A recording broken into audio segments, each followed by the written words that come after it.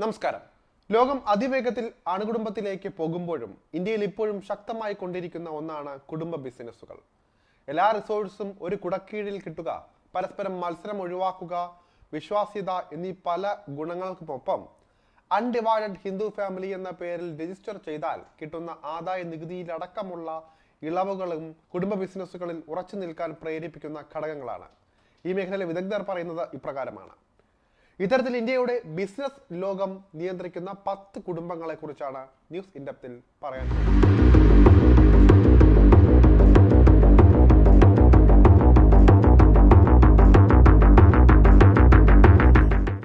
Indian കുടുംബ ബിസിനസ്സുകളെ കുറിച്ച് business അവലോകന സ്ഥാപനമായ ബാർക്ലേസ് പ്രൈവറ്റ് ക്ലയൻസ് ഹുരൂൻ പുറത്തുവിട്ട റിപ്പോർട്ട് കൗതുകകരമാണ്.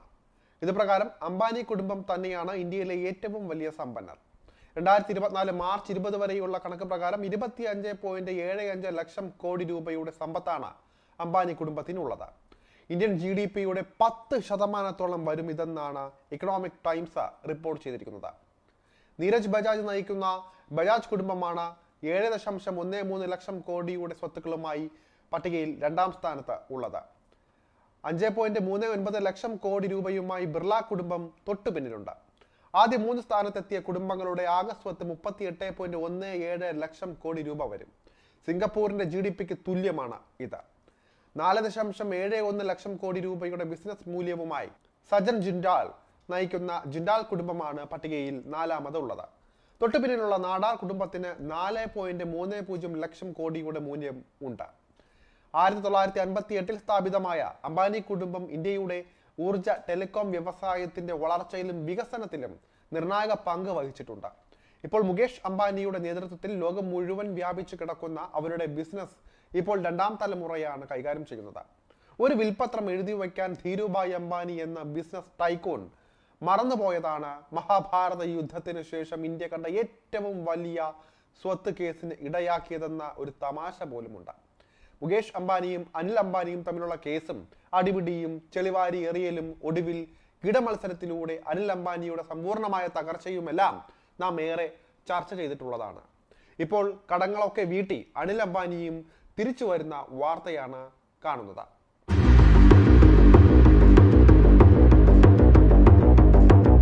$7,13,700 കോടി രൂപ മൂല്യമുള്ള ബജാജ് കുടുംബമാണ് ബാർക്ലേസ് റിപ്പോർട്ടിൽ 2ാം സ്ഥാനത്തുള്ളത്.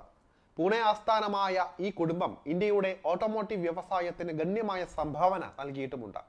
നീരജ് ബജാജാണ് ഇപ്പോൾ നേതൃത്വം. 1926 മുംബൈയിൽ ജംനാലാൽ ബജാജ് സ്ഥാപിച്ച ഒരു ഇന്ത്യൻ ബഹുരാഷ്ട്ര കൂട്ടായ്മയാണ് ബജാജ് ഗ്രൂപ്പ്. മഹാത്മാഗാന്ധിയോട് അടുത്തു നിന്ന സഹയാത്രികനും സ്വാതന്ത്ര്യ സമര സേനാനിയുമായിരുന്നു ജമുനാലാൽ ബജാജ്.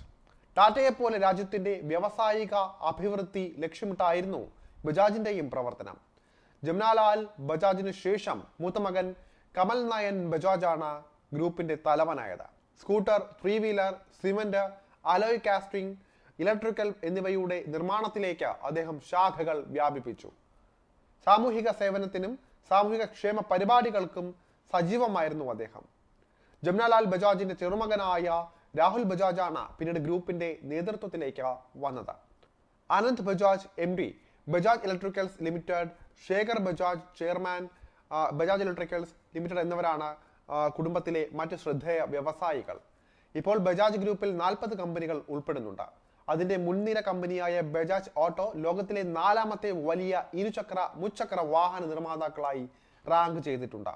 വാഹനങ്ങൾ, വീട്ടുപകരണങ്ങൾ, ലൈറ്റിംഗ്, ഇരുമ്പ്, ഉരുക്ക്, ഇൻഷുറൻസ്, യാത്ര, ധനകാര്യം എന്നിവ ഉൾപ്പെടുന്ന വിവിധ വ്യവസായങ്ങളിൽ ഗ്രൂപ്പിന് പങ്കാളിത്തമുണ്ട്.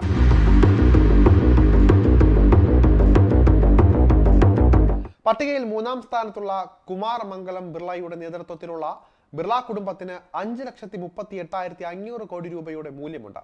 ആദിത്യ ബിർള ഗ്രൂപ്പ് മുംബൈ ആസ്ഥാനമായി പ്രവർത്തിക്കുന്ന ഒരു ഇന്ത്യൻ ബഹുരാഷ്ട്ര കൂട്ടായ്മയാണ്. ലോഹങ്ങൾ, സിമന്റ്, ഫാഷൻ, റീറ്റെയിൽ, സാമ്പത്തിക സേവനങ്ങൾ, ഫൈബർ, തുണിത്തരങ്ങൾ, രാസവസ്തുക്കൾ, റിയൽ എസ്റ്റേറ്റ്, ഖനനം, വിനോദം തുടങ്ങിയ വിവിധ മേഖലകളിലായി 36 രാജ്യങ്ങളിൽ സാന്നിധ്യമുള്ള കമ്പനി.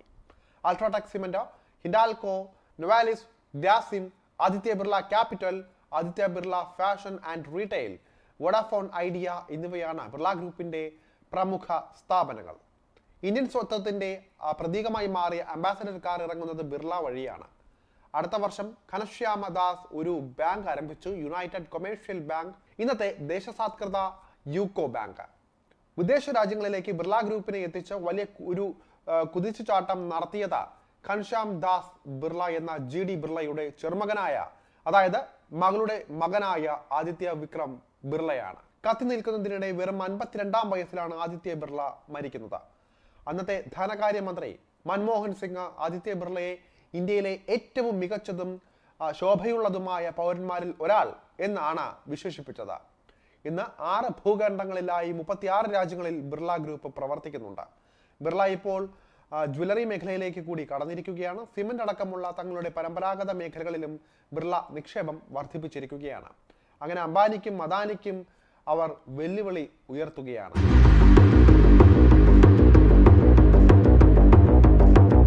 ലിസ്റ്റിൽ 4-ാം സ്ഥാനത്ത് വന്ന സജ്ജൻ ജിൻഡാലിന്റെ നേതൃത്വത്തിലുള്ള ജിൻഡാൽ കുടുംബത്തിന്റെ മൂല്യം 4,71,200 കോടി രൂപയാണ്. പ്രാഥമികമായി ലോഹങ്ങളിലും ഖനന വ്യവസായത്തിലും പ്രവർത്തിക്കുന്ന ഈ ബിസിനസ് ഇപ്പോൾ 2ാം തലമുറയാണ് നയിക്കുന്നത്. ഈ ഫാമിലി ബിസിനസ്സിലെ യഥാർത്ഥ താരം കഴിഞ്ഞ വർഷം വരെ ഗ്രൂപ്പിന്റെ തലവനായിരുന്ന സജ്ജൻ ജിൻഡാലിന്റെ അമ്മ സാവിത്രി ജിൻഡാലാണ്. അവരാണ് 2 ഭാര്യമാരിലുണ്ടായ മക്കളെ ഒരുപോലെ കൊണ്ടുപോയി കുടുംബ ബിസിനസ് തകരാതെ നോക്കിയത്. 2023 ഇന്ത്യൻ ബിസിനസ് ലോകത്തെ താരം OP ജിൻഡാൽ ഗ്രൂപ്പിന്റെ ചെയർപേഴ്സൺ സാവിത്രി ജിൻഡാൽ ആയിരുന്നു. അന്ന് ഏഷ്യയിലെ ഏറ്റവും സമ്പന്നയായ സ്ത്രീയും അവർ തന്നെയായിരുന്നു. 2005 ഹെലികോപ്റ്റർ അപകടത്തെ തുടർന്ന് ഭർത്താവ് ഓം പ്രകാശ് ജിൻഡാലിന്റെ മരണത്തെ തുടർന്നാണ് സാവിത്രി ജിൻഡാൽ ഗ്രൂപ്പിന്റെ നേതൃസ്ഥാനം ഏറ്റെടുത്തത്. ഹരിയാനയിൽ നിന്നുള്ള ബിസിനസ്സുകാരനായിരുന്നു ജിൻഡാൽ. ഒരു ഹിന്ദു മാർവാടി കുടുംബത്തിൽ ജനിച്ച സാവിത്രി ദേവിക്ക് കോളേജിൽ പഠിക്കാൻ പോലും അവസരം കിട്ടിയിരുന്നില്ല. പെൺകുട്ടികൾ പഠിച്ച ജോലി സമ്പാദിച്ച് പണം കൊണ്ടുവരേണ്ട കാര്യമൊന്നും ഇവിടെ ഇല്ല എന്ന പരമ്പരാഗത ധാരണ തന്നെയായിരുന്നു കാരണം. സാവിത്രിയുടെ സഹോദരിയും OP ജിൻഡാലിന്റെ ഭാര്യയുമായ വിദ്യാദേവിയുടെ അകാലത്തിലെ മരണമാണ് സാവിത്രിയുടെ ജീവിതത്തെ അടിമുടി മാറ്റിയത്. സഹോദരിയുടെ മരണത്തിന് പിന്നാലെ തന്റെ 20-ാം വയസ്സിൽ ഓം പ്രകാശ് ജിൻഡാലിന്റെ 2ാം ഭാര്യയായി വിവാഹ ജീവിതത്തിലേക്ക് എത്തി. 6 മക്കളുടെ അച്ഛനായ ഓം പ്രകാശ് ജിൻഡാലിന് സാവിത്രി ദേവിയെ വിവാഹം കഴിക്കുമ്പോൾ പ്രായം 40 പിന്നിട്ടിരുന്നു. സാവിത്രിയേക്കാൾ 20 വയസ്സ് കൂടുതലുള്ള OPയുടെ ആദ്യ വിവാഹത്തിലെ മൂത്ത കുട്ടി സാവിത്രിയുടെ പ്രായത്തിന് അടുത്തായിരുന്നു. പക്ഷേ ഇളയ കുട്ടികളുടെ ഭാവി തന്നെയായിരുന്നു തന്നെ ഇതുപോലെ ഒരു തീരുമാനത്തിലേക്ക് എത്തിച്ചതെന്ന് അവർ പിന്നീട് പറയുകയുണ്ടായി. ജിൻഡാലിന് ആര് 2ാം ഭാര്യയായി വന്നാലും താൻ നോക്കുന്നത് പോലെ കുട്ടികളെ നോക്കാൻ കഴിയില്ല എന്ന തോന്നൽ അവർക്കുണ്ടായിരുന്നു. പിന്നീട് 3 കുട്ടികൾ ഈ ദാമ്പത്യത്തിൽ ഉണ്ടായിട്ടും ആ കുടുംബത്തിൽ ഒരു വിള്ളലും ഉണ്ടായില്ല. ശരാശരി ഇന്ത്യൻ ബിസിനസ് ഫാമിലിയെ പോലെ ചെളിവാരി എറിയലും കോടതി വ്യവഹാരങ്ങളും ഒന്നും തന്നെ ഈ കുടുംബത്തിൽ ഉണ്ടായിട്ടില്ല. ബിസിനസിന്റെ യാതൊരു മുൻപരിചയവുമില്ലാത്ത ആ വീട്ടമ്മ ബിസിനസ് സാമ്രാജ്യത്തിന്റെ നായക പദവി ഏറ്റെടുക്കാൻ തീരുമാനിക്കുകയായിരുന്നു. കോളേജ് വിദ്യാഭ്യാസം പോലും ഇല്ലാത്ത സാവിത്രി ബിസിനസിന്റെ കടിഞ്ഞാൻ ഏറ്റെടുക്കുമ്പോൾ ജിൻഡാൽ ഗ്രൂപ്പ് തകർന്നു വീഴുമെന്ന് എതിരാളികൾ പോലും മനക്കോട്ട കെട്ടി.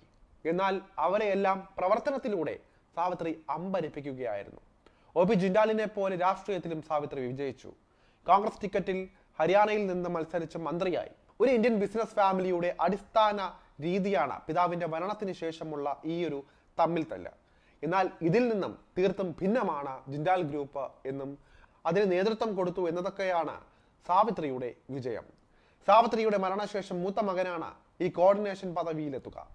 ഉരുക്ക്, വൈദ്യുതി, ഖനനം, എണ്ണ, വാതകം എന്നിവയിലെ ലീഡിംഗ് കമ്പനികളാണ് ഇന്ന് ജിൻഡാൽ ഗ്രൂപ്പിനുള്ളത്. ബ്ലൂംബർഗ് റിപ്പോർട്ട് അനുസരിച്ച് കുടുംബ ബിസിനസിന്റെ കുടക്കീഴിൽ ഓരോ കമ്പനിയുടെയും ഷെയർ ഹോൾഡിംഗിന്റെ 1/5 ഓരോ മകനും സ്വന്തമാക്കുന്ന തരത്തിലാണ് ഓഹരികൾ ക്രമീകരിച്ചിരിക്കുന്നത്. ഭർത്താവിന്റെ മരണശേഷം കമ്പനിയുടെ ചെയർമാനായി മാത്രമല്ല മക്കളുടെ ഓഹരികളും സാവിത്രി സ്വന്തമാക്കി. അവർ മരിക്കുമ്പോൾ എല്ലാ ബിസിനസ്സിലെയും വിഹിതം OP ജിൻഡാൽ ഗ്രൂപ്പിന്റെ തലവനായ മൂത്ത മകന് സ്വയമേവ കൈമാറ്റം ചെയ്യപ്പെടും. പൃഥ്വിരാജ് ജിൻഡാൽ, സജ്ജൻ ജിൻഡാൽ, രത്തൻ ജിൻഡാൽ, നവീൻ ജിൻഡാൽ എന്നിവരാണ് ഇപ്പോൾ ഗ്രൂപ്പിന്റെ വിവിധ മേഖലകൾ നിയന്ത്രിക്കുന്നത്.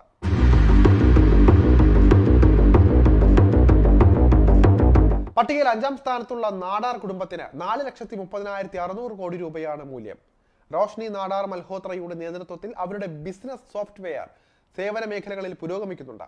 1991 സ്ഥാപിതമായതും ഇപ്പോൾ 2ാം തലമുറ കൈകാര്യം ചെയ്യുന്നതുമായ കമ്പനി നോയിഡയിലാണ് പ്രവർത്തിക്കുന്നത്. ഇന്ത്യയുടെ സാങ്കേതിക വ്യവസായത്തിൽ നാടാർ കുടുംബത്തിന്റെ ഗണ്യമായ സ്വാധീനം നിലനിൽക്കുന്നുണ്ട്. ബാർക്ലേസ് റിപ്പോർട്ടിൽ ആദ്യ 10-ലെത്തിയ വനിത നയിക്കുന്ന ഫാമിലി ബിസിനസ്സും ഇതുതന്നെയാണ്. HCL ചെയർപേഴ്സൺ ആണ് റോഷ്നി നാടാർ. ഓഹരി വിപണിയിൽ ലിസ്റ്റ് ചെയ്ത ഇന്ത്യയിലെ ഒരേ ഒരു IT കമ്പനി നയിക്കുന്ന ആദ്യ വനിതയും റോഷ്നി നാടാർ തന്നെ. 1982 റോഷ്നി നാടാർ മൽഹോത്രയുടെ ജനനം.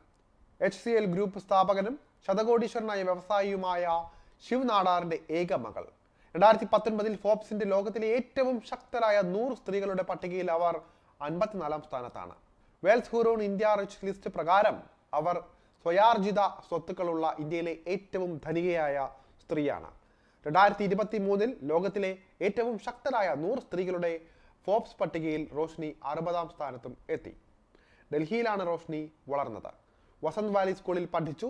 റേഡിയോ, TV, സിനിമയിൽ ശ്രദ്ധ കേന്ദ്രീകരിച്ച ആശയവിനിമയത്തിൽ ബിരുദം നേടിയ നോർത്ത് വെസ്റ്റേൺ യൂണിവേഴ്സിറ്റിയിൽ നിന്ന് ബിരുദം നേടി. കെലോഗ് സ്കൂൾ ഓഫ് മാനേജ്മെന്റിൽ നിന്ന് MBAയും നേടിയിട്ടുണ്ട്. HCL ഗ്രൂപ്പിന്റെ CEO ആകുന്നതിന് മുൻപ് Shri Sivasubramaniya Nadar College of Engineering നടത്തുന്ന ശിവ് നാടാർ ഫൗണ്ടേഷന്റെ ട്രസ്റ്റിയായിരുന്നു റോഷ്നി. സാമ്പത്തികമായി പിന്നാക്കം നിൽക്കുന്നവർക്കായുള്ള നേതൃത്വ അക്കാദമിയായ വിദ്യാഗ്യാൻ ലീഡർഷിപ്പ് അക്കാദമിയുടെ ചെയർപേഴ്സൺ കൂടിയാണ് അവർ. പരിസ്ഥിതി സ്നേഹി, ജീവകാരുണ്യ പ്രവർത്തക എന്ന നിലയിലും അവർ പ്രശസ്തയാണ്. ഇന്ത്യയുടെ സ്വാഭാവിക ആവാസ വ്യവസ്ഥകളെയും തദ്ദേശീയ ജീവജാലങ്ങളെയും സംരക്ഷിക്കുകയെന്ന ലക്ഷ്യത്തോടെ അവർ ദ ഹാബിറ്റാറ്റ്സ് എന്ന ട്രസ്റ്റ് തന്നെ സ്ഥാപിച്ചിട്ടുണ്ട്. റോഷ്നി പരിശീലനം നേടിയ ഒരു ശാസ്ത്രീയ സംഗീതജ്ഞ കൂടിയാണ്. 2010 HCL ഹെൽത്ത് കെയറിന്റെ വൈസ് ചെയർമാൻ ശിഖർ മൽഹോത്രയെ അവർ വിവാഹം ചെയ്തു. അവർക്ക് 2 ആൺമക്കളുണ്ട്. ഇപ്പോൾ റോഷ്നിയുടെ നേതൃത്വത്തിൽ HCL കുതിക്കുകയാണ്.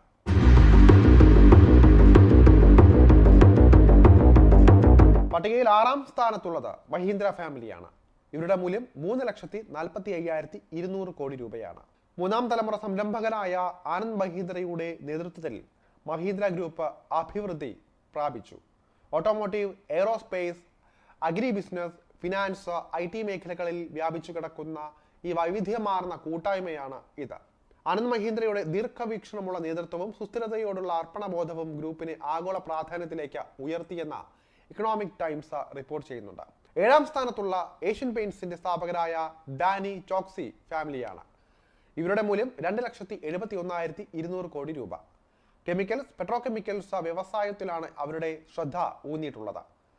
ലോകപ്രശസ്തമായ വിപ്രോയെ നയിക്കുന്ന അസീം പ്രേംജി കുടുംബമാണ് തൊട്ടടുത്തുള്ളത്. 2,57,900 കോടി രൂപയാണ് ഈ ഒരു പ്രേംജി കുടുംബത്തിന്റെ മൂല്യമായി പറയുന്നത്.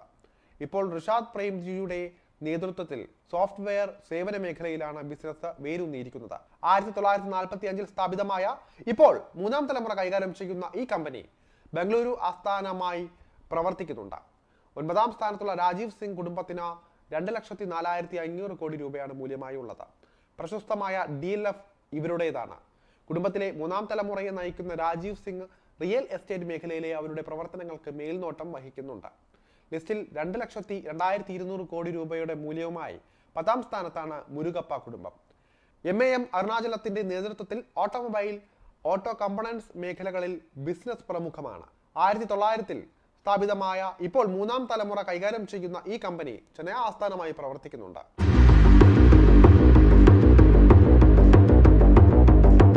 ഈ ലിസ്റ്റിൽ ഇന്ത്യയിലെ ഏറ്റവും ശക്തമായ വ്യവസായ ഗ്രൂപ്പായ അദാനി ഉൾപ്പെട്ടിട്ടില്ല. അതിന് കാരണം ആദ്യ തലമുറയിലെ ബിസിനസ് കുടുംബങ്ങളെ പട്ടികയിൽ ഉൾപ്പെടുത്തിയിട്ടില്ല എന്നതുകൊണ്ടാണ്. ആദ്യ തലമുറ കുടുംബങ്ങളുടെ ലിസ്റ്റ് എടുത്താൽ അദാനി അതിൽ മുന്നിലാണ്. 15.44 ലക്ഷം കോടി രൂപയാണ് മൂല്യമായി കണക്കാക്കിയിരിക്കുന്നത്. 2,37,000 കോടി രൂപയുടെ മൂല്യമുള്ള serum institute of India company നയിക്കുന്ന പുനേവാല കുടുംബമാണ് ഈ ലിസ്റ്റിൽ അദാനിക്ക് തൊട്ടു പിന്നിലുള്ളത്. ഒരു കുടുംബ സംരംഭമായി ലിസ്റ്റ് ചെയ്യാത്തത് കൊണ്ട് ടാറ്റയും ഇതിൽ ഉൾപ്പെട്ടിട്ടില്ല. അതുപോലെ തന്നെ വനിതകൾ നയിക്കുന്ന കുടുംബ ബിസിനസിന്റെ വിവരങ്ങളും കൗതുകകരമാണ്. റോഷ്നി നാടാർ കഴിഞ്ഞാൽ ഗോദ്രേജ് കുടുംബത്തിലെ നിസാബ ഗോദ്രേജ് ആണ് 2-ാം സ്ഥാനത്തുള്ളത്. 1,72,500 കോടി രൂപയുടെ ബിസിനസ് ഉണ്ട് ഇവർക്ക്. 3-ാം സ്ഥാനത്ത് ഫാർമ കമ്പനിയായ ലുപിൻ അവതരിപ്പിക്കുന്ന മഞ്ജു ഡി ഗുപ്തയാണുള്ളത്. 71,200 കോടി രൂപയാണ് ഇവരുടെ ബിസിനസ്. JK സിമന്റ്സ് നിർമ്മാതാക്കളായ സിംഘാനിയ കുടുംബത്തെ നയിക്കുന്ന സുശീലാദേവി സിംഘാനിയ കുടുംബ ബിസിനസ് വളർത്തിയത് 67,600 കോടിയിലേക്കാണ്. തെർമാക്സിലൂടെ അറിയപ്പെടുന്ന മെഹർ പദംജിയുടെ കുടുംബ ബിസിനസ് 44,000 കോടി രൂപയുടേതാണ്. ബിർള സോഫ്റ്റിന്റെ അമിതാഭ് ബിർള 30,900 കോടിയുടെ കുടുംബ ബിസിനസ് നയിക്കുന്നുണ്ട്. മലയാളിയായ ജ്യോതി രാമചന്ദ്രൻ മാനേജിംഗ് ഡയറക്ടറായ ജ്യോതി ലാബോറട്ടറീസിന്റെ കുടുംബ ബിസിനസ് ഇന്ന് 15,400 കോടിയുടേതാണ്. വനിതാ വ്യവസായികളിൽ 10ാം സ്ഥാനം. ആകെ കേരളത്തിൽ നിന്ന് ഈ ലിസ്റ്റിൽ കണ്ട ഏക പേര് നമ്മുടെ ഉജാലയുടെ ജ്യോതി രാമചന്ദ്രൻ്റെതാണ്.